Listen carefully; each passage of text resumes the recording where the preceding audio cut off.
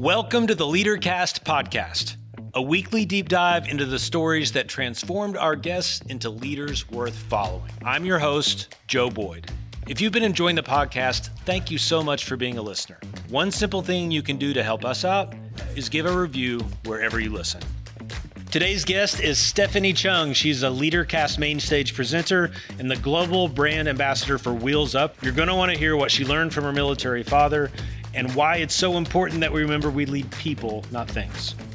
Stephanie Chung, welcome to the LeaderCast podcast. There you are. Thank you, Joe. Thank you. I'm very excited to be here. As I said, I'm looking forward to having this time with you because, first of all, your questions are great. And I think we're going to have a ton of fun and give the audience something different. So thank you very much for having me. You're welcome. Thank you for your energy. My wife is out of town. You didn't get to meet my wife when you were amazing at our event, by the way, at Human Intelligence. Thank you. She's big energy, super extroverted.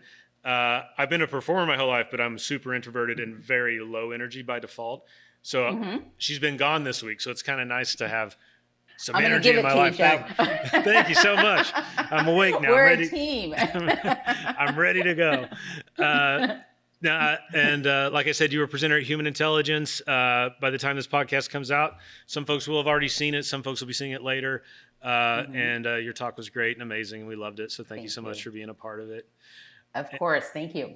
And I do want to, I love to root this podcast in the hero's journey and how we're all living out a great story. So we're going to talk a little bit about kind of what your early treasures were and the dragons you had to slay and all that stuff in just a second.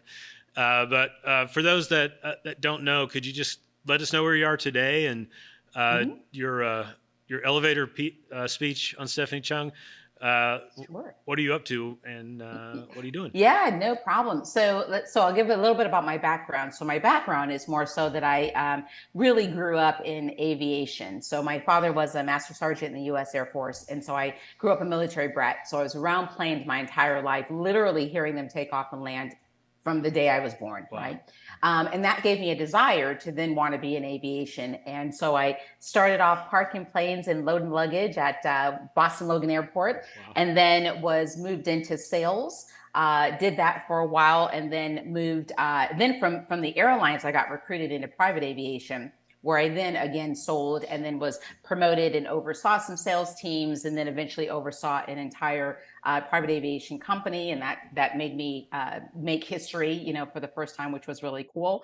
And then from there, I went on and became an officer of a publicly held private aviation company. And then recently, I've put all of my energy and efforts into really this new career, which is professional speaking. And so throughout my journey, and I always speak on behalf of the company, regardless of what companies I was with. But, from there, and we'll talk a little bit more about it, I started to get opportunities to speak outside of our industry and really have jumped in full feet, loving it. Because as my speaking coach always says, you know what, Steph, bigger stage, bigger impact. And so I, at this stage of my life, and I'm very old, Joe, I'm a lot older than I look. So in this stage of my life, I'm really focused in on significance and really making an impact. And how can I use my talents and my gifts to really, hopefully, make it a little bit easier for those coming up behind me. So what I do full time is speaking full time. I'm usually on the road doing speeches or podcasts, or, I'm in the middle of writing a book. So that's another new adventure, if you will. And I'm a mom, and I'm a wife, and I belong to different associations, and I'm on the board of Make-A-Wish. And so I've got a pretty packed schedule, but loving life to its fullest. Let me say that. Love it. And I can testify that you are a good public speaker and really great sort of, I can't say you had you tricked me in your keynote. At one point, but I won't say any more than that. That's like business. Yeah, don't give it away. No, I'm not going to give it away, but it was good. Good job. Thank you. Folks will have to watch it. Okay, so if you could, now if we could just back way up, I'm always curious about, they say the biggest part of personality is made up in the first 7 years. And so early on, I just kind of love, how'd you grow up? What are your earliest memories? And specifically, I love to ask, were there any like adventure stories that caught your attention, like cartoons or superheroes or books or anything. But for you, what kind of little girl were you, and what was catching your attention? This is a really easy answer for me because, so I mentioned how I was a military brat. So what I didn't say earlier is that I moved every 2 years of my life. It's almost And implied, why right? that's, yeah, that's why that's significant is that meant that I was always the new kid, Hmm. new in school, new in the neighborhood, having to make new friends, etc. And that takes time, right? So that also meant that I spent a lot of time by myself as a little kid as I was growing up. So my superhero, she's still a superhero to me, quite frankly, as a grown, overgrown kid, is Wonder Woman. Yeah. Loved Wonder Woman. And to the point where my mother would tell stories all the time of like when we'd move to certain bases, and if I was by myself and didn't really have any friends at that stage of the game, she would see me with my cape on because I was really into it, right? I'd put my cape on and I'd be jumping around and flying around because I was Wonder Woman. So what I loved about Wonder Woman, we're getting really real now, right? What I loved about Wonder Woman is one, she had an invisible plane. So how cool is Oh that, yeah, right? it fits. It fits me perfectly. And then also she had her truth lasso. Yeah. And so, quite frankly, I think today we could all use the truth lasso, like wrapping around our kids or around our neighbors or, spouses or whoever, right? But the truth lasso had a lot of power. But I was most fascinated with her invisible plane. And as a little kid that knew early on that I wanted to be in aviation, I just thought that was the coolest thing. And of course, those gold bracelets fighting off,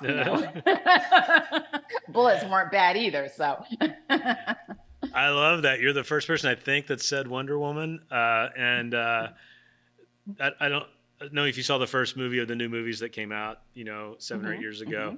Yeah. And just because I'm so into like storytelling, and we often talk about, even on this podcast, we'll talk about how there's a dragon's always going to come at us and we use our sword to kill the dragon. Our sword was given to us by a mentor. And obviously they were very aware of that when they wrote that first movie. And she has a sword that's called the God Killer, if you remember. And she goes to use it at one point, and it just disintegrates. And then the person she was fighting, I forget what he was, says, the sword was never the God Killer, you are. And to me, that's the whole point of like the journey that we go on, is we feel like we learned it was in us all along, right? That we had it in us all along. So I love that. That's my Wonder Woman thoughts. Now you're making me have to go rewatch the movie because no. I remember, like, I watched both. Of course, I've watched both of them, but Yeah. I don't remember that piece. And yet that makes so much sense, Joe, because when you think about from a leadership perspective, right? Real leaders, we're not there to tell people what to do, but we're really there to ask them a lot of questions so that we can help pull it out of them because it's already there. And so I love that analogy that you shared. So thank you. Well, maybe we can come back to this. I'm a Star Wars nerd, and it's in that too. They get the lightsaber, but then it's the Force, really. So we'll get into all this. I'm sure of it. So as a little kid, moving around, when did you start to maybe when did like the fantasy of becoming Wonder Woman and those sorts of things start to drift towards, I'm going to be a grown-up someday, and I'm going to actually do something probably with aviation? Do you remember those early sort of real early thoughts as an adolescent of thinking, I want to do this? And how did you think through that? Yeah. So what's really interesting is I did want to do aviation. Now, aviation in aerospace and airlines, and it's just such a massive industry. Yeah. So I didn't really know what specifically I wanted to do or could do for that matter. And so I say that because though I was a military brat, but those are fighter jets, right? Like, those aren't the normal planes that you're hearing take off and land all the time. And especially because of the job that my dad did. So though I knew I wanted to be in aviation, I didn't know what exactly I could do. The truth of the matter is, and now that I think about this, show, is originally I wanted to be in the military. Like I wanted to actually join the Air Force. Yeah. And my father talked me out of it because he was like, his exact words to me, Joe, like, I'm like, we're friends. So I'm going to tell you this. He said, Steph, you have way too much mouth to be in the military. He goes, you're going to spend your whole life doing push-ups. Right. And I thought, well, I want to do that, No, so that career's awesome. out. And so from there, I was like, okay, what else can I do that would still put me around planes, but I don't have to do push-ups? And so with that in mind, it was one of those where I would see aviation depicted a lot on film and TV and magazines and whatnot. But, back in the day, all you saw, if you were a man, you were a pilot, and if you're a woman, you were a flight attendant. Right. And I didn't have, and none of those were people of color, and so that added a different dimension for me because I really didn't see representation. But I never saw myself as a flight attendant. And back in the day, you had to be a certain height and all this other stuff, which I'm, certainly not that height, right? So when I first started out in my very first job in aviation, I just applied. I was just like, let me just apply and see, where I end up. And so I did end up having a couple of different job offers, and all of them started me off in the very bottom, which was, customer service and operations. And I started off loading luggage and parking planes, as I mentioned earlier. I was originally going in the operations route in my career because I really did love being in operations and understanding weight and balance and just the logistics of, when you think of aviation, it's a big logistical puzzle, right? And so I found that really fascinating. But when I was working upstairs in customer service one day at the ticket counter, just, checking people in, a gentleman, a head of sales, came over to me and he said to me, he says, Steph, listen, every time I come to this airport, when I see you up here, you've got a smile on your face, you're serving customers. I think you should be in sales. And that was not the route I was going. I was actually going more in operations. That's where I thought my future was going to be. And so I'm glad that I listened to him because that one sentence changed everything. And because I trusted him, I decided to look into sales. And then, fast forward, I ended up getting promoted into sales, and the rest is kind of history. But that's a very different, I ended up living a different life career-wise than I ever thought, because I thought I was going in a different direction. I just want to call this out. And one of the best things about my job and leading this podcast and the format that we use and rooting it in people's stories is the themes in leaders' stories that I would have never predicted, really.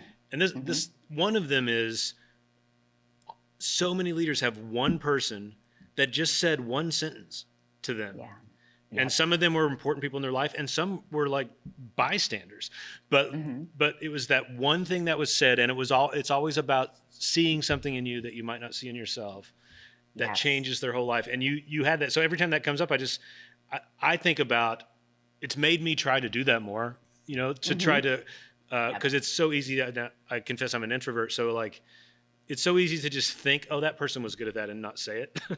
Because it's just easier not to have a conversation sometimes. And it's made me do that. So I wonder, like, I love that you brought that out. And as a leader now, I'm sure you're aware of the power of your words, and that we don't even realize. Yeah. We have no idea. And I will tell you that the minute I started to have that realization, Joe, I do believe that became my strongest gift as a leader.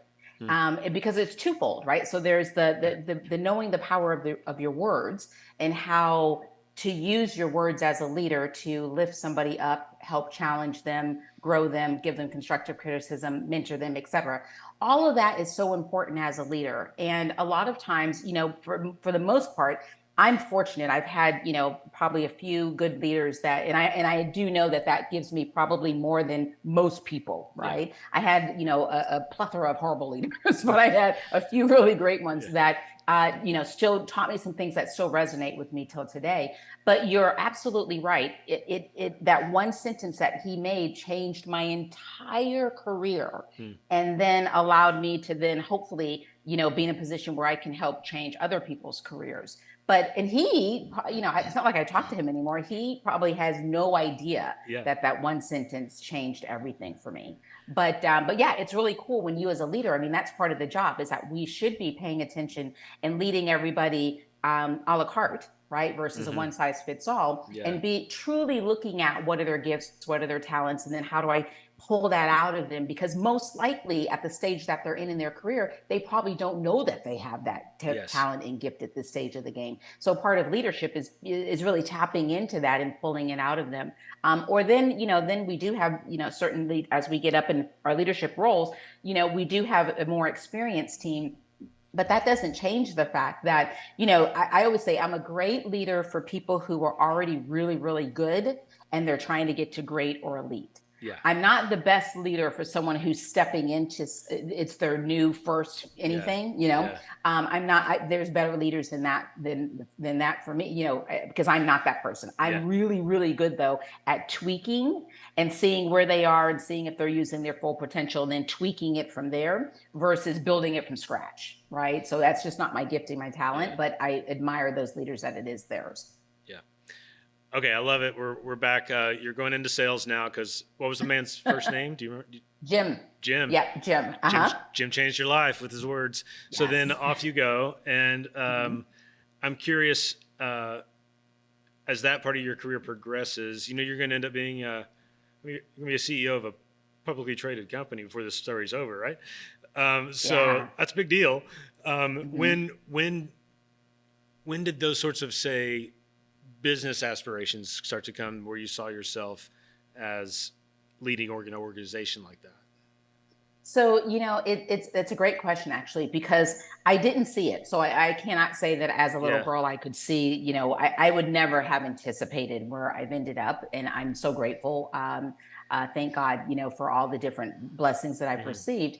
But when I first started out, it was just, parking planes, loan luggage, right? And then it was, oh, you should be in sales. Okay. And so I went and did sales. And then that was just about hit the quota, just hit the quota, and did that for many years. And then found that I could hit the quota not that it was easy, but my personality, because I moved around so much and I had to interact with so many different types of people, that was a competitive advantage that I had as a little kid. Now, as an adult, I can look back on it and see the benefits to it. As a little kid, you just think you get along with everybody, right? And so you know how to get along with everybody. So I didn't know how to put words and words to it, but I just knew how to instinctively do it, right?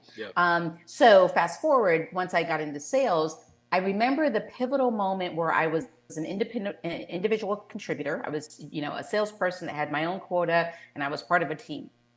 And then here's another pivotal time where a leader, he was my boss's boss. And what I didn't know is, the team, I knew the team was struggling a little bit. I wasn't struggling, so I wasn't paying that much attention to it. And I wasn't overseeing the team. So, I was kind of focused in my own little tunnel. But the president at the time of that company was paying attention to me. I was number one salesperson. The team would always come and, I'd kind of help them out as much as I could, et cetera. And so he started to see that I was really leading the team more than the leader who was in place at the time was leading. And so I remember he came to me and he said, listen, I want to have you oversee the sales team. And I was like, well, what about so-and-so? Right. And so he says, we're going to be making some changes there and so on and so forth. And I remember my answer to him, Joe, the first answer was, well, maybe I can help her, because I didn't want to see her go away. Right. And I felt like, maybe as much as I'm helping the rest of the team, maybe I could just do some things to help her more, or maybe I could, pull in a bigger quota, or, do whatever that was going to help her save her job. Right. Yeah.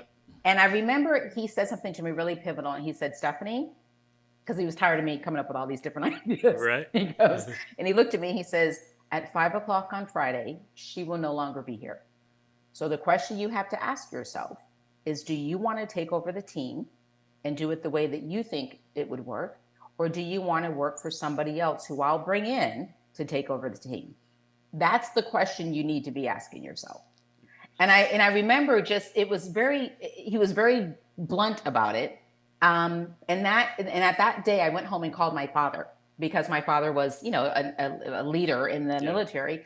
And so I was like, Dad, I have this job offer. And there was a part of me that felt bad about her losing her job. Right. And then I also didn't know that I had the confidence to then take over the team. Right. Because I'd never overseen a team at that point. And so I remember talking to my dad and saying, and so he helped me kind of process the thoughts. And then he said, my other question to him was, you know what, I really want to do a good job. If I do this, I want to be a really good leader, Dad. What would you recommend? And he said, and this is something that still guides me till this day, Joe. He said, there's two things. Steph, make sure that you always protect your team, and make sure that you always know that there's two sides to every story. And I can honestly tell you that those words ringing my head all the time. When I'm hearing one side of a story, I will always say, especially when I was leading teams, I'd say, okay, so I got that. You're coming in and complaining about, whoever, right? So why isn't whoever in here? All right, have you talked to that person first? Well, let's get them in here, right? So I never wanted to hear one side of any story. Yeah. And so that has really helped, guide me as a leader. And then obviously for those leaders that I sprung as well, they knew that that was the expectation when they led their teams. But I say all that to say that was my very first leadership job. And so I was grateful for the boss that had confidence that I could do it. Certainly then from there, then I had to do the bumps and bruises like every leader as you're kind of trying to figure out how to lead the team and help pull out their gifts and talents versus trying to lead the team based on do it my way, right? Because that never works. And so there was a lot of growth that needed to take place there, but I'm incredibly grateful for that first opportunity because that one then led to the next one, which led to the next one and so on and so forth. So. Man, there's like 3 follow-up questions I want to ask. So I'll try to, first of all, is he still alive? No, my dad passed away about 18 months ago. Oh, so yeah, no, thank you. He was an amazing man and taught me much. And what was his name and final rank? Yeah, so his name was John Summerall, and his final ranking was Master Sergeant in the U.S. Air Force, which is as high as you could go without a college degree. Right. And but he had retired, many, many years ago. Yeah. And so when it came time for his funeral, what I remember, I was being very strong because my father had dementia, so we kind of could see these things coming. And but I remember the thing that broke me down, Joe, at the funeral was when the military came in. Yeah. And they gave him military honors and they did all the things and the guns and all the stuff that takes place. And that's when I actually, just really poured out the tears. And the reason why is, and I told them all afterwards that, I hadn't been around the military to that extent since I had, moved on and left home and so on and so forth. And so it was really cool to be back around it. And even till this day, if I go on military bases or sometimes I do have interaction with different military folks, there's a certain comfort. I would say that I'm probably most comfortable there. Right. Because, that's what grew me. And that's where my early years were formed. Yeah. And so I'm incredibly grateful. Not only do we have the best military in the world, arguably, but more importantly, the things that I learned just by observation and by being around them, I learned excellence. Right. Because, you don't see sloppy soldiers, right? Like their hairs are in place, their shoes are shined, their pants are creased, So you see that. I, as a little girl waiting for the bus to go to school, would watch them every day running, in their formation. And, they're doing more by 6 a.m. than most of us do all day. Right. Yeah. And so I got to see that as well. And then I would see, cause and effect. If they got in trouble, because again, I lived on military bases my whole life. So sometimes you see the ones that got in trouble and they'd have to stand in attention all day in the exchange, right? Looking like idiots, because of something they did, right? Yeah, right. So you saw cause and effect and that there was always consequences, for your action and you had to be accountable. And then also probably the most important thing is I saw respect. Right. You always respected somebody who was higher ranked than you. And so as a little girl holding my dad's hand, whether he was saluting somebody higher than him or somebody saluting him, all of those things that I didn't realize were forming me as a leader were really instrumental in the leader that I am today. Well, there's a whole book for you right there. Oh, well, thank you. There you go. What I learned as a That's a good point. Daughter. Well, thank you for telling me a little bit. I just wanted to ask that. I find there is a unique wisdom that isn't better than other people, but military folks have an interesting. Maybe it's the efficiency of words. When you ask them for advice, like his like it comes down to these 2 things, and I'm always fascinated by that because I did not. I mean, I grew up. I was a creative, and I did not grow up like in a military kind of world. So, real quick, remind me the 2 things. Let's see if I can remember. The first is there's always two sides of a story. Yep. Always two sides to every story, and always protect your team. Protect your team. Yeah, that's good Yeah, stuff. yeah. And my dad was in the, Vietnam War and all that. So when he thinks about protecting the team, It's quite he's going literal. to the extreme, Yeah. right? Yeah. But as a leader, one of the things that I feel really good about is I feel like everybody who's ever worked on my team can say that I always had their back. Now, if they made a mistake, we were going to handle it, right? Yeah. But at least I always had their best interest in mind and always had their back and would do whatever, needed to be done to help them succeed and to win. But that's the kind of stuff that my father, that I got to see again as a child of a soldier, but also those are the things when he said, protect your team, I took it literally. Yeah. And so, yeah. Mm-hmm. That makes me think of something. I wasn't sure if I was going to ask you, but the conversation has gone this way because, I'm a frequent flyer. I've almost 1 million miles or whatever on Delta. I fly all the time. Still get a little nervous though with the turbulence. After all those flights, I don't like it. I don't know. I know it's more dangerous in a car. I know it all, but every once in a while, it still gets me.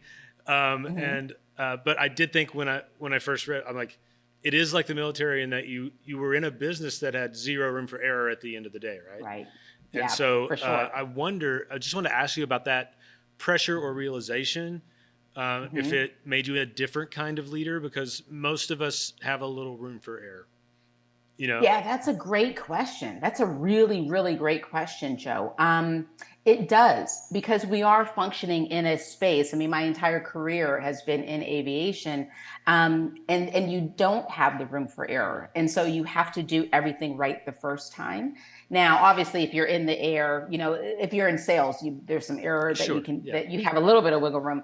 But there's still, in private aviation, if you make a mistake, it's a big mistake, right? Because the dollars are really huge. So you're right. It is very much an industry where there's very little room for error, and I appreciate that. It's not, because of that, I would say it's not an industry for everybody, Yeah. because you really don't have the bandwidth to be able to accept a lot of errors. Yeah. And so, but I also think not only does that change perhaps the type of people who get in the industry, but it also changes the people who lead within the industry, right? Because you just have to be so focused on your dotting your I's and crossing your T's. There's so much at stake.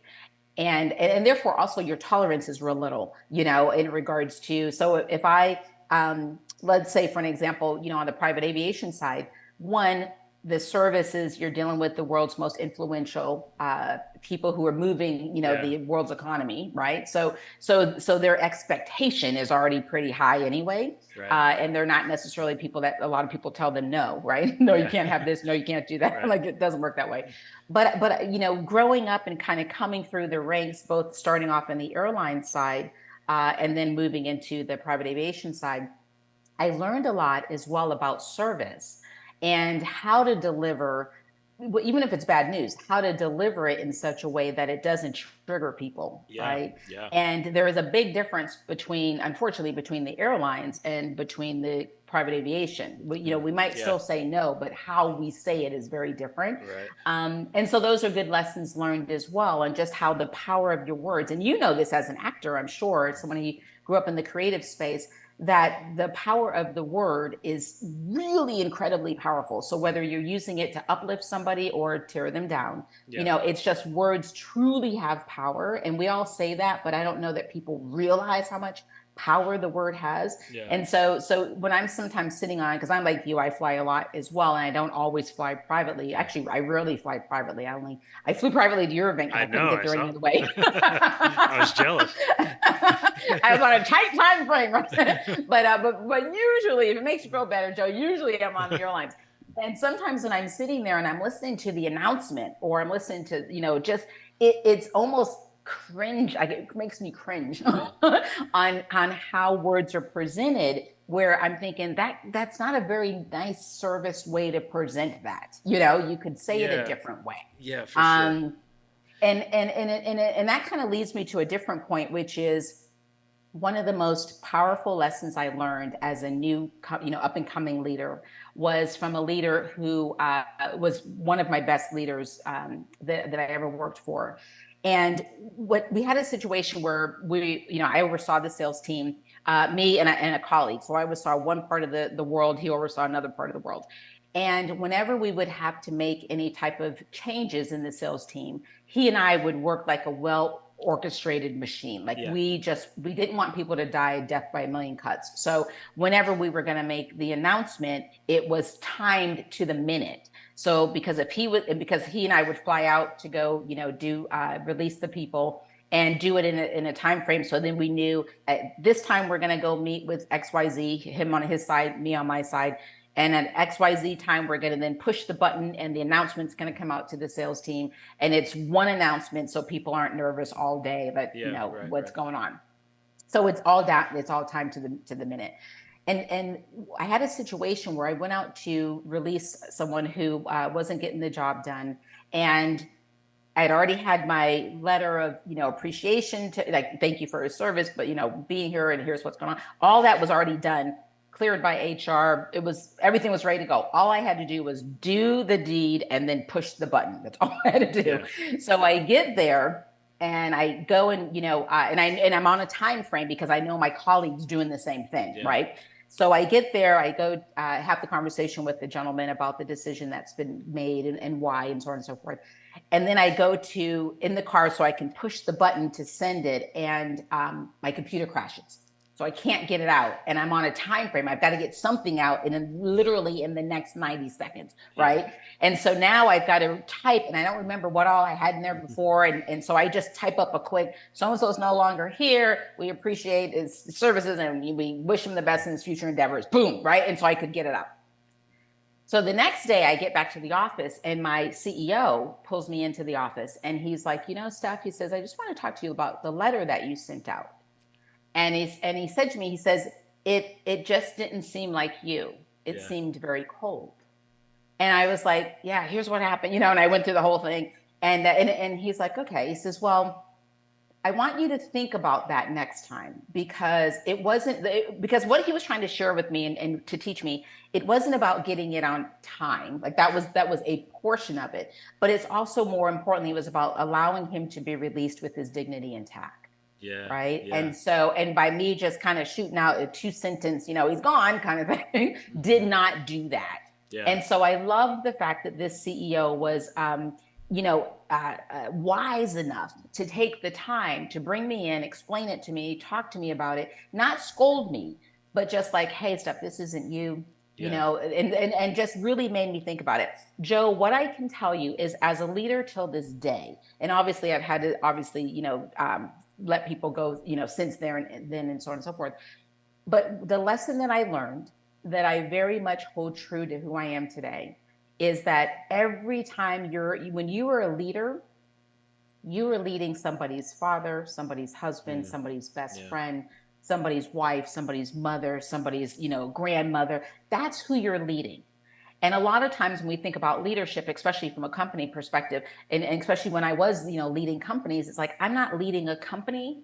I'm leading a company full of people. Yeah. That's who I'm actually leading.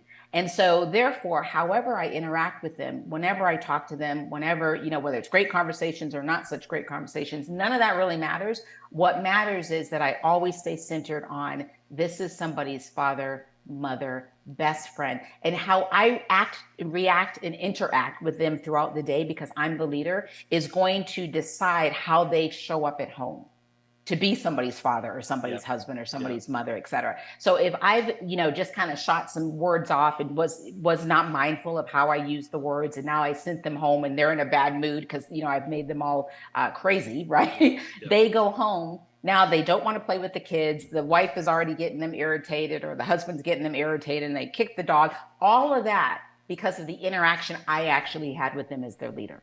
Yeah. And so my whole point to say that is that leadership it's a blessing to be able to lead people. I'm always grateful when I feel like God's trusted me with his most prized possession, but I also take it very seriously so that I'm not irresponsible with my words, because I know the power of words and how to use them correctly. We are, it was interesting, just yesterday I was writing some stuff for me and around values, personal leadership values. And the first one for me was humanity. And when I tried to describe what that meant, what I said was, it's actually not true that leaders lead companies and organizations and countries they only ever lead people. That's right. Like those people might be in a company, they might be in a, but there's no such thing as leadership that's not human. And that's right.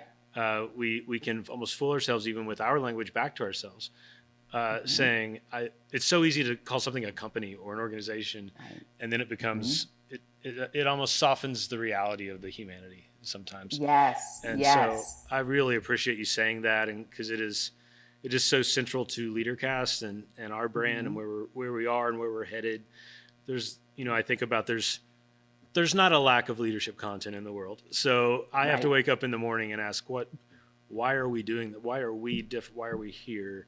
And it almost always comes back to what you just said, which is because somebody has to stubbornly say, it's people, it's people, it's people. And that's what matters the most.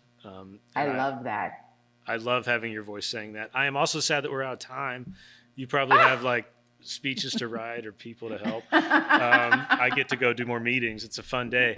But you are officially a part of our community, a big, important part. We love you.